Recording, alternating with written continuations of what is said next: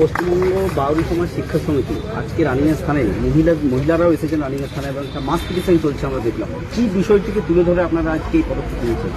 দেখুন, মদের জন্য আমাদের অসংখ্য পরিবার কিন্তু নষ্ট হচ্ছে এবং নষ্ট হওয়ার ফলে আমরা দেখছি বিভিন্ন জায়গায় যে অবৈধ মদের দোকান সেগুলো বন্ধ করা ছাড়া আমাদের এই সমাজকে বাঁচানোর আর কোনো উপায় আমরা দেখতে পাচ্ছি না। এর আগেও আমরা কুমারবাজারে বড় মিটিং করলাম এবং সেখানে প্রশাসনিক মহলে একটা হুঁশিয়ারি দেওয়ার চেষ্টা করলাম যে মদের দোকান ইমিডিয়েট যদি না বন্ধ হয় তাহলে কিন্তু আমরা বৃহত্তর আন্দোলনে যাব এবং সেখানে মানুষের আমরা সাড়া পেয়েছি। তারাও চাই, তারা নিজের ঘরের অশান্তি, সংসারের অশান্তি হচ্ছে, তারা স্বতঃস্ফূর্তভাবে মানুষ এসেছে, মানুষ এসে করে বলছে যে এখানে মদের দোকানগুলো, অবৈধ দোকানগুলো ইমিডিয়েটলি বন্ধ করতে হবে। যদি ইমিডিয়েটলি মদের দোকান বন্ধ না হয় তাহলে কিন্তু আমাদের রানীগঞ্জে যে সংগঠনের দক্ষতা, রানীগঞ্জে যে সংগঠনে আমাদের ভিড়, সেই পুরো সাংগঠনিক শক্তি নিয়ে পরে আমরা মদ বন্ধ করার জন্য রানীগঞ্জে কিছু মহিলার সাথে আমাদের কথা হলো, ওনারা বলছেন যে মানে বেশ কিছু কিছু কারণ দেখাচ্ছেন মদের দোকানে। তো কি প্রতিফলন হচ্ছে এই মদের দোকানগুলো? মানে প্রায় বহু সংখ্যক মদের দোকান।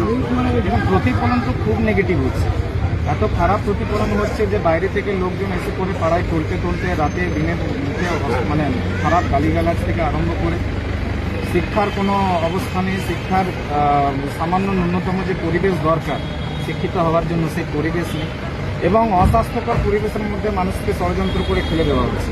আমি বলছি যদি মদের দোকান খুলতেই হয় তাহলে কোনো কলোনিতে, কোনো প্রমোটারি এলাকাতে খুলুন। এই এসসি এসটি বস্তিগুলোকে টার্গেট করে অবৈধ মদের দোকান কেন চলবে?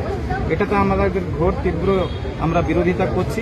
লাইসেন্স যেটা গভর্নমেন্ট দিয়েছে লাইসেন্স বুঝুক, কিন্তু যেগুলো লাইসেন্স নেই, যেগুলো অবৈধ, সেগুলো কেন চলবে তার জবাব পুলিশকে দিতে হবে। মানে আপনারা চাইছেন অবৈধ মদের দোকানগুলো যেগুলো অবশ্যই যত অবৈধ মদের দোকান আছে বন্ধ করতে হবে। আর আমি তো বলছি মানুষকে স্বতঃস্ফূর্তভাবে রাস্তায় কেন নামতে হবে? পুলিশের আইবি ডিআইবি এদের কাজ কি?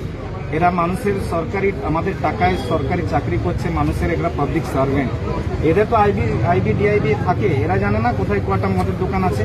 আমরা কি রাস্তায় নামলে ন্যায় পাবো? তার আগে কি আমাদের কোনো ন্যায় পাওয়ার বা এই থানা টানাগুলো থেকে কোনো সুরাহা আমরা পেতে পারি না? আমি পশ্চিমবঙ্গ বাউরি সমাজ শিক্ষা সমিতির রাজ্য সভাপতি সুমন্ত বাউরি।